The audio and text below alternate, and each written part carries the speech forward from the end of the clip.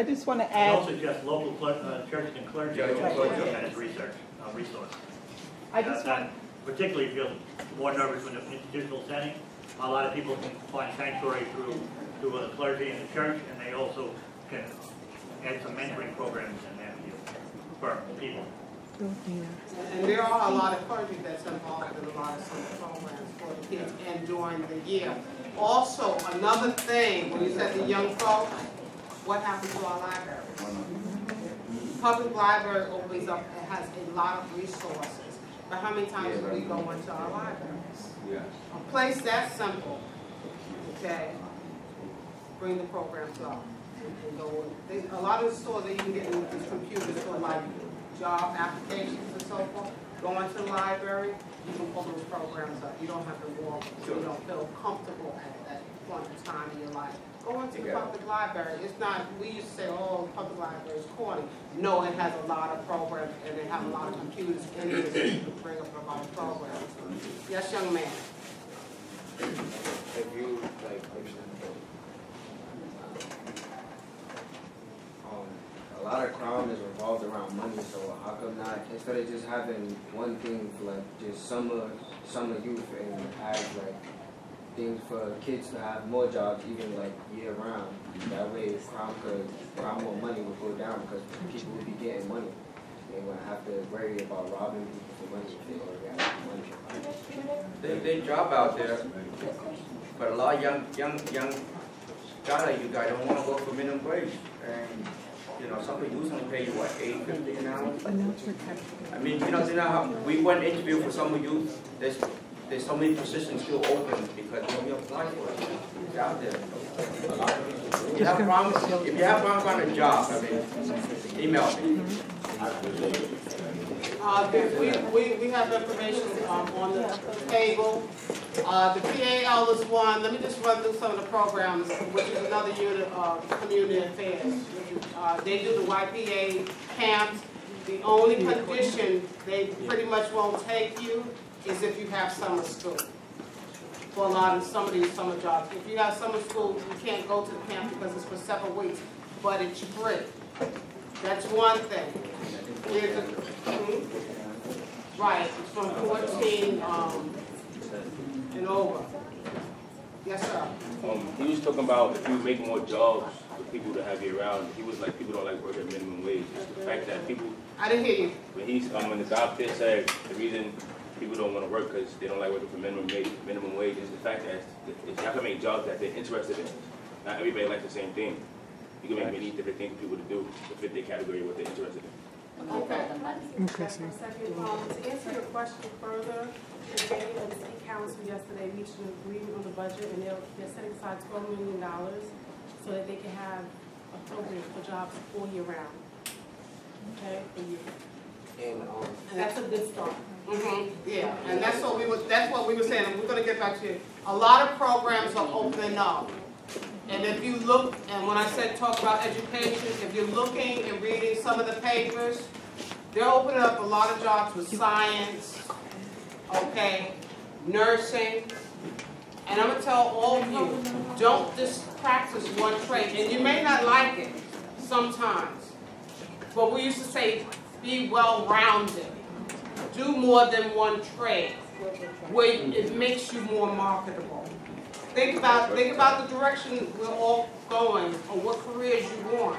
Because you want that career may not mean that you start at that career. But once you get started and booted on one thing, you can then build up a resume, and guess what? You might be more skilled than I am, and you may be the one that gets the job. And I'm just saying that. Be multi-talented. That word came from somewhere. Yes, ma'am. Yes, I just want to have a question. Okay. You have young people asking questions. Have you found that there is a correlation between a person's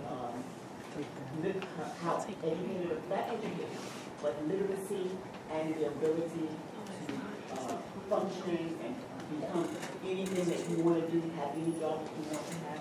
Because we're talking about, like we want to get jobs and all that. That requires you some level of literacy.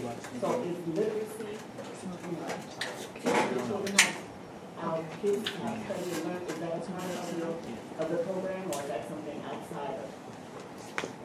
We did have a program that, you know, like, we ran for a year, but it wasn't successful. We teach our kids how to use a computer, how to write resume, things to look for a job, and we did. I don't know why they discontinued. I have to find out why they discontinued. That's called the NYPD. You know, we offer courses. You know, we have computer, let the kid come in, and sometimes if the parent won't come in, we'll have the parent tag along. And we teach them how to write resume and how to look for a job, how you use computer to look for a job. The kind of thing you're talking about, yes. But you know, like social media, you gotta do your research. I mean, I can't do everything. Sometimes you have to Google and find out what you're looking for. I mean, they're out there. This young. And just before I get to you, there are other programs, like we said, we've done a lot of programs. And one of the problems that I had, our program was successful when I was running between two precincts. Federal funding had cut down because a lot had happened. And I want us to take into consideration, 9/11 played a big part of things being changed. Does everybody understand where I'm coming from? Yes. 9/11 changed a lot of things from happening and closing down with the federal monies and the finance thing. They closed a lot of those programs down. I can't say what I was persistent was a failure because a lot of those kids got jobs.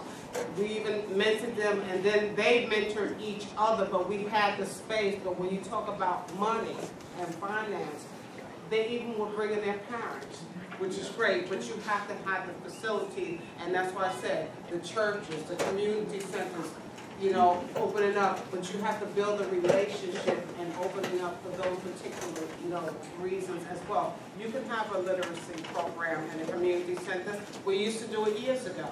We did it years ago with the summer youth, with the summer kids going, those that were going to summer school. We also had a certain hour for the kids to be tutored. A lot has changed.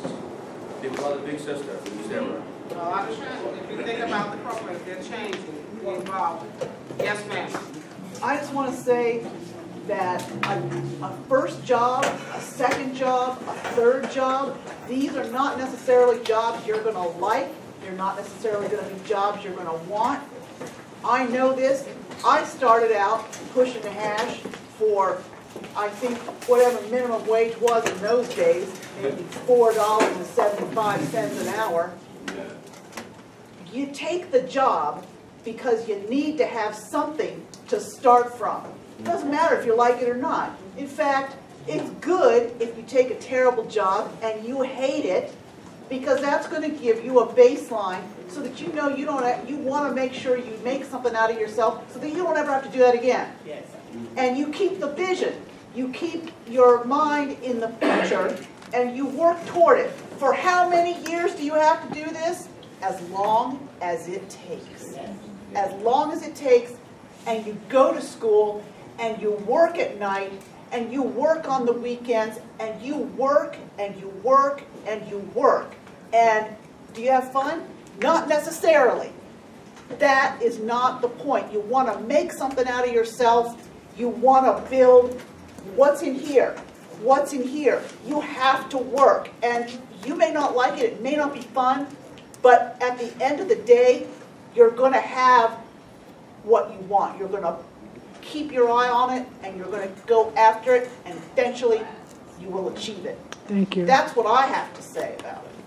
Thank you. She's so right. So I just want to acknowledge Lisa Moore from the Manhattan President's Office. She's here, and she has a few words.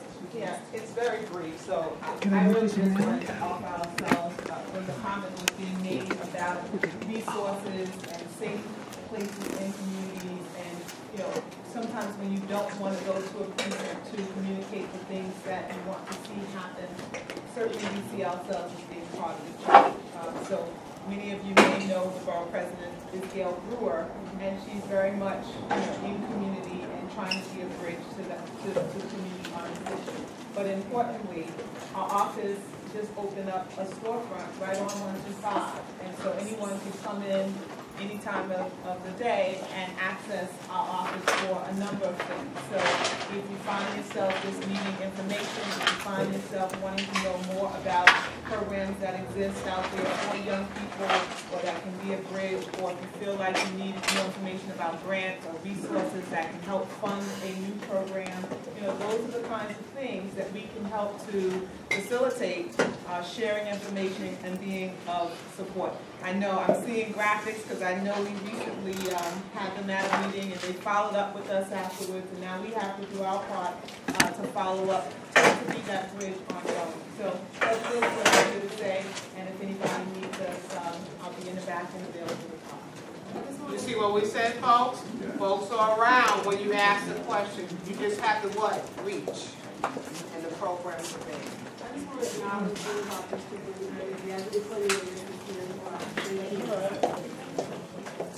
Can I just say something? What the young lady said is so important. I used to work for workforce development upstairs here, well, 215 on the 6th floor, and people always come in with, this is the kind of job I want. I want the job at this level, but you need to get down here, learn, look at that job, but learn your job, be the expert there, and move yourself up. So if you're going to have to flip burgers at McDonald's, learn it well, but also keep your eye on the prize of what you want. You want to be that manager, so you work towards that goal. So it's really important.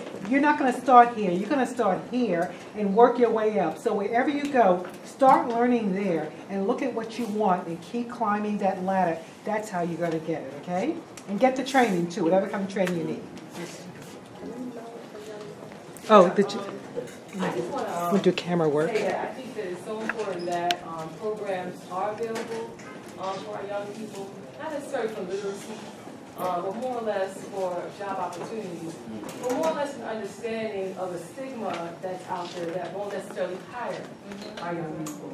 So there may be a number of jobs that are available, but the willingness to take a chance for even just some of these young men right here, people may not say, okay, come on and work for us. So I think as a community, we need to come together and start pushing for more opportunities to hire people that look like us in our community. And I think once we start doing that, then we can probably see a change that you don't have to see gangs and crews and stuff like that. And we take the responsibility to open up opportunities for our own young people, then it works well with the sanctuaries and the churches and the literacy programs that are out there. Thank you. Instead of just having a small variety of jobs that we can get, why not open up and have more jobs for us to get, instead of just having us flipping burgers in McDonald's or something? Because if you think about it, it's not that many. Only kids that have a job really have jobs in McDonald's our age.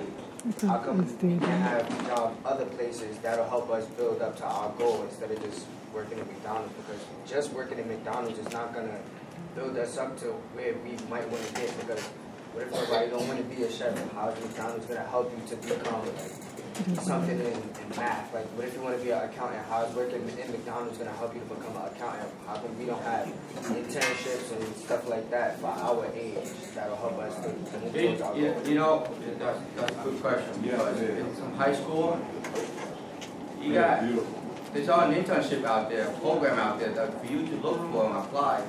I mean, a lot, the school I used to handle with Richard R. Green, used to do the 19th precinct. They have programs for internships to send kids to accounting from Wall Street. And you gotta look for it. I can't do things, I don't know what you want. You have to do that yourself, you got research. And the school, the counselor, we'll go back again. The counselor in school, they help you with that. Yeah, I'm interested, I'm looking for an internship this summer. And some of the internships will pay you or give you a stipend. You know, not because working for credit. You gotta do research. Even though there's research there, it's still less likely for us to get it. Because I've applied for a lot of things and never got emailed back or none of that. Like, until recently, because I had a connection, I was able to get a job. But before that, I had no connection. I've been online, I've been applying for multiple things, and nothing was coming towards my way. And then, I'm not saying it's gonna be that easy, okay? I know it's the young, the lady over there. Can I just say one thing about Bye. The economy has been really bad, and you guys, you're getting the shortest end of the shortest stick, because there's a lot of people my age who are happy to be flipping burgers, and they're going to say, "Oh no, I'll take this job," you know, and that means you don't even get to flip the burgers. I know that there are very few jobs out there for kids, because so many people who are older, who have families, who have obligations, they're taking those jobs. The economy is opening up now, slowly. But the thing that I think that you got to keep in mind is that every job teaches you skills that have nothing to do with what you're doing. How to work with people, how to stick to it no matter how bad it is, how to learn to get along, and how to play that game that keeps you in the game, that gets you to the next level. These are things that it has nothing to do with what you're doing. You can be digging a ditch, you can be waiting tables, you can be walking a dog, and you're going to learn skills that have nothing to do with the actual thing you're doing. Those are the skills that people are looking at when they get you into that real job that has the real opportunity later on. Okay. I can only voice but so loud, so if you can't hear me, you're going to have to let me know, okay? Talking directly to you guys, okay? I am an employer. When someone comes and says that they're looking for a job, first thing we look at is, are you dressed appropriately for the office? If you come in with your pants sagging, sorry, first impression. Doesn't matter how smart you are, it's first impression. Get the job, then worry about how you dress later. Not fair, I know. No one's saying you have to wear a suit, but put a belt on your pants. When you come in, it's how you ask, are you hiring? If you come in with an attitude, not going to get that application. If you come in with your hat on and you don't take your hat off, some of us are old-fashioned. A lot of the employers are a little bit older, so we're still old school with that. If you're asked to fill an application out and you can't, there might be an issue. If you are applying but you don't follow up, because think about it, for every one job that's available, you may have 100 people applying. So if you fill it out and then go home and say, okay, no one's contacted me, where's your interest in working for me? Get it? You have to show that you're interested. Doesn't matter if you're not. For right then, to get that job, you have to make it a job. So you find out, how do they dress at that place where I want to work? And you look just like them. You come in. You show your interest. You fill out an application, and then you find out, how do I follow up on this? What do I do?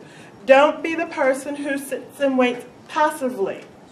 Call, email. Don't be a stalker, but become known to them, because that shows you're motivated. And you know what? That's the person we're looking at. Maybe they'll offer you an internship, and it might not be paid. You're getting the experience. You can still put it on your resume. And when something opens up because they've already trained you, guess what? You're the person they're looking at.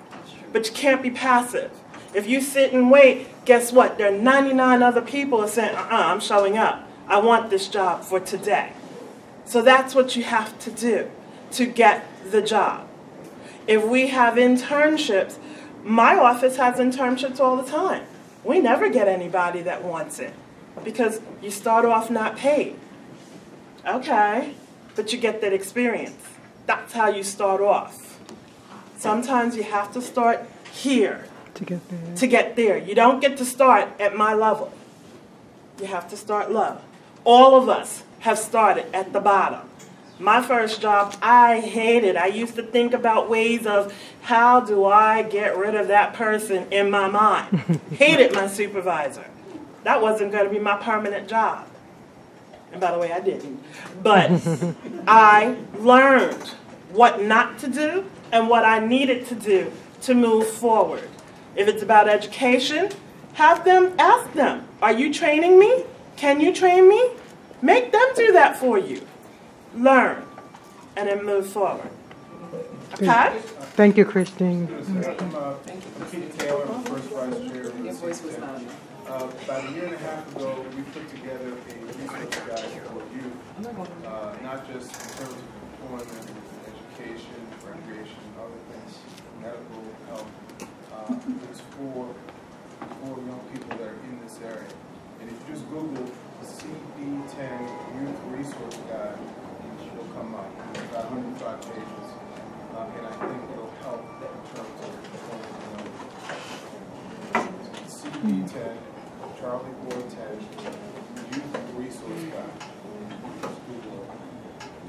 So really quickly, I'm sorry, I don't mean to cut you off, but to your question that you raised earlier, one of the things that we have on our website under our city services, we have programs with city agencies that actually offer internships and things like that that are in different fields. So we actually have an intern in our office that went through a city agency that actually works in our office, and he's been here about 6 weeks, which is Elvis there, that's right there. Beyond that though, one thing that you mentioned is the connection that got you where you're looking to get. You said you got a position.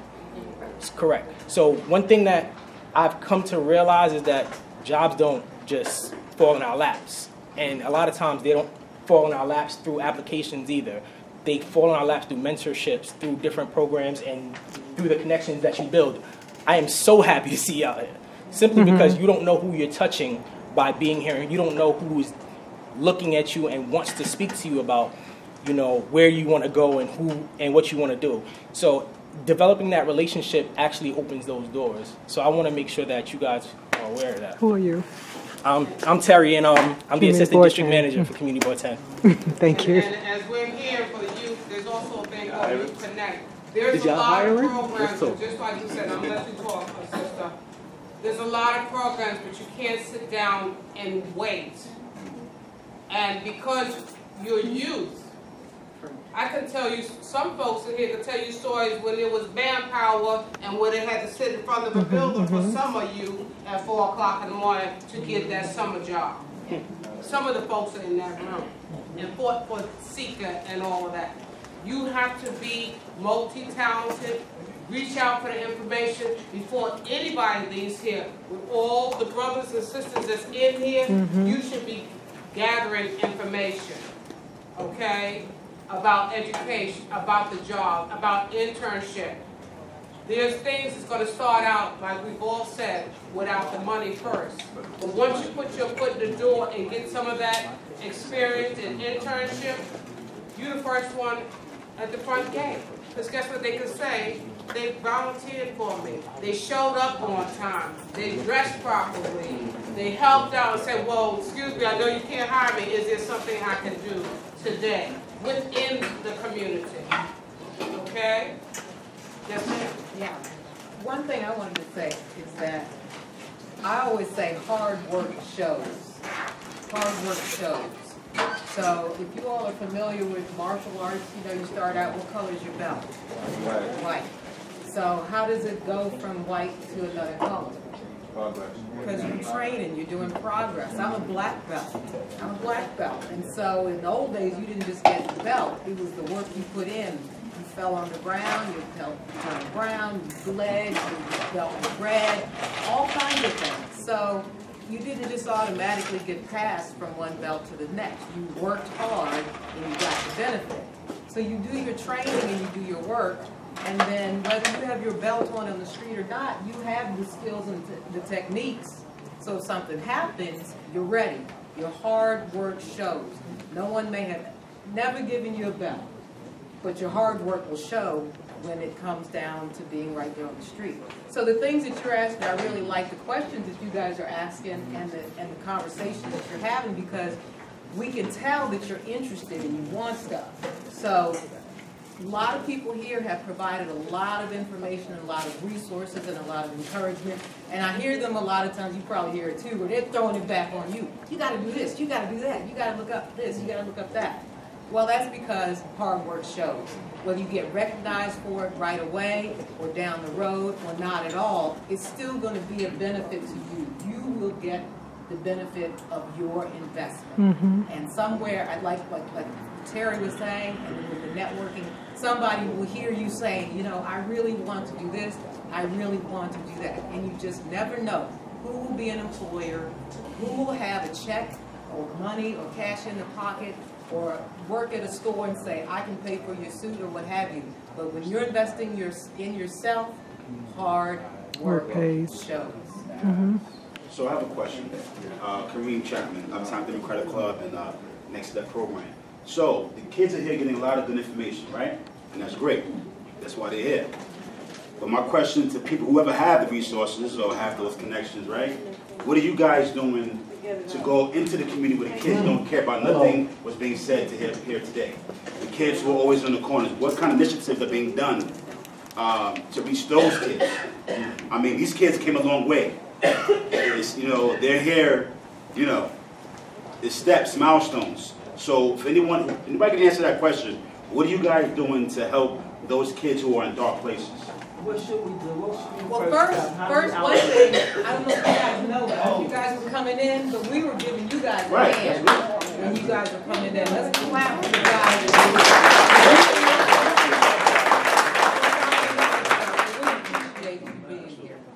But then another question, how do we approach it as a social worker, as I said, before you all came on, when you got here? I'm sorry? Yeah, it's not a clap. It's not a clap. It's not about that. It's about a question. That's what she. We're not answering the question. Well, I was getting ready to, yeah. Yeah, I have it. So I'm Dr. Smith. I'm with a program called Graphics. I know some of the little homies over there, y'all from the heart, man. Big ups for y'all coming here, because part of what's going on, part of the disconnect is, as adults, when adults talk to kids, we talk at them, and not to them. When adults try to respond with the little homies, you got to keep in mind, you got to take yourself to the level where they at, coach them from where they are to where you think they should be. You can't stand up and tell them you need to come up here. You have to get down there and coach them from where they are to where you need for them to be. So on Monday, it's really easy. It's really easy for people to come together in a group like this when it's coming to something, you know, because it seems like the gang violence is getting a few inches closer to your door. This is part of the reason why people show up at events like this, because it seems like turmoil. Every time you watch the news, it's getting a couple of centimeters closer to your door, or the motorcycle going down the street. You can hear it a little bit louder in your living room, so it seems like it's getting a little closer to you. Okay, but when these things are not going on, what needs to occur is individuals need to go down to 8th Avenue, to Frederick Douglass Boulevard, see where these kids are. And you know what's amazing? What's amazing is you would be surprised at what a McDonald's gift card can do, or Applebee's gift card can do. You would be amazed at the relationships that you can build with some of these young adults if you just say hi. If you just say, hey, what's going on, how you doing? Okay, now, not all of them are, you know, some of them we still have work to do. But when you look to give back to these young adults, it looks like a program like this. On Monday, we're having a program. Graphics is located at 150th Street and 8th Avenue. We have an entrepreneurs program that's going to show these young men. And what the old heads are talking about, little homies, it's called transferable skills. Man. I was waiting on somebody to say that. It's called transferable skills. Okay, that McDonald's job and all of that, by you being there, nobody wants to do that job, man. I did it. I did it in Burger King in Beaufort, South Carolina. But what it's going to show you is, while you working in McDonald's or Burger King with that manager that you can't stand, on that job that you can't stand, and you got to take your whole check just to get one pair of Uptowns, when you do leave from there and you get to the job that's going to pay $15, $20 an hour, and you do get that butt wipe supervisor, you know how to deal with that supervisor because you learned it from the McDonald's job. That's the thing you can take with you, and you can keep taking it with you. Follow what I'm saying? So, you know, your coordinator going to let y'all know, man, you know, we got this program that's going to show you how to take what you got right now, turn it into a small business. Whatever little job you got right now, whatever little education you got right now, we're going to give you everything that you need to learn in order to open up your own little small business so to get you from where you are to where you're trying to be.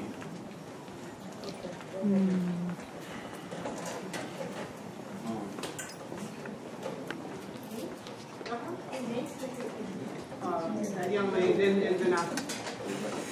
My name is Letitia Smith. I work with the young men. I'm a mentor at Next Step. And I'm going to go off what the young man said. He said that a lot of people are scared to help our youth. I think a lot of people stereotype our youth. When I told my mom that I was going to work at Polo Grounds, the first thing she said was, "What? You going to Polo Grounds? With those animals?" I'm like, "Mom, those kids, if I'm not helping them, who's going to help them?"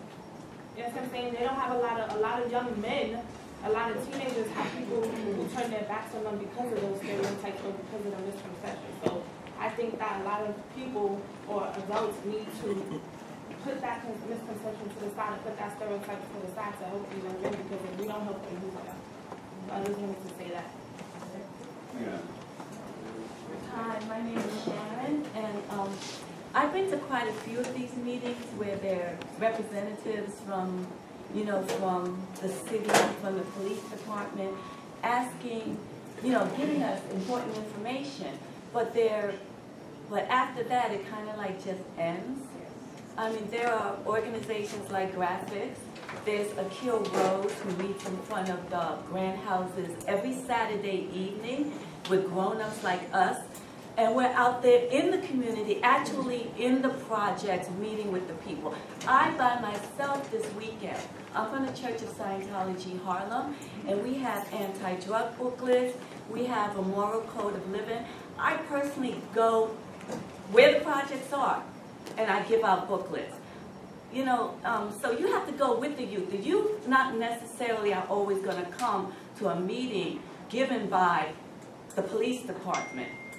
We have to go out there. We have to form an organization, and the Manhattan Borough President, and other officers, y'all need to come out and join organizers in the community that actually go to the projects, that actually do the work where the youth are. And the Church of Scientology, we have anti-drug tools. We have anti-violence tools, free information that we give out. The church is open 7 days a week, and we are actually out in the community just communicating with the youth, working with other organizations. We're also going to have a free tutoring program. We're having a grand opening of our church and our community center late September, and it's going to be open for organizations to meet and to take initiative and coming together. Thank you. To help end violence and drugs. I know I was trying to get in there again earlier, and I really wanted to hear the young people, because that's, for me, what it's about. But I just have to respond to a few things that's been said.